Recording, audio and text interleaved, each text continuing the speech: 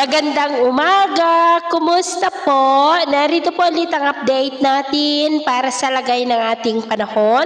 Ngayong umaga po ng April 20, 2026. Sa ngayon po ay walang anumang banta ng sama ng panahon sa loob at labas po ng ating area of responsibility. Tuluyan na po na nakalayo ang dating bagyo na nabuo sa silangan po ng ating bansa.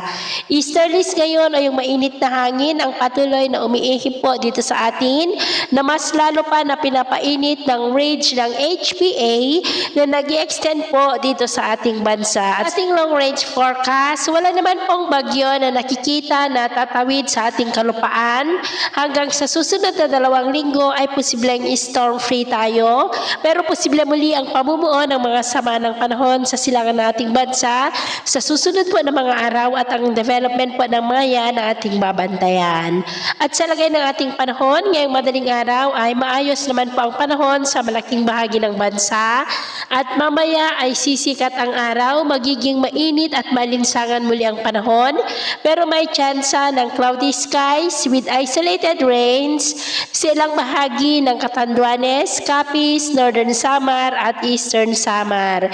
At mamayang hapon, mainit at malinsangan muli ang panahon, pero may tsansa pa rin ng cloudy skies with isolated rains, dulot ng mga localized thunderstorms sa ilang bahagi ng Cordillera, Sorsogon, ilang bahagi ng Nueva Ecija, silangan ng Cagayan, Samar, Tacloban at Sorsogon, kaya mag-ingat po tayo. At sa atin naman pong mga baybayin, wala po tayong nakataas na namang gale warning signals, pero iba yung pag-iingat lamang po kung papalaot tayo para po mas makaiwas sa mga sakunang pangkaragatan. So ito mo lang latest update natin sa araw na ito. At ako pa muli si James na nagsasabing sa kahit na pagsubok po na darating sa ating buhay, huwag na huwag po tayong mawawalan ng pag-asa. Thank you and God bless!